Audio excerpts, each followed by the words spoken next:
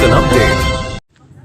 दिदकुट कुपवारा में बिजली circuit short होने से 3 रिहायशी मकान खाकिस्तान हुए। लाखों रुपए की जायदाद बर्बाद। मकामी लोगों की हुकूमत से इमदाद की मांग।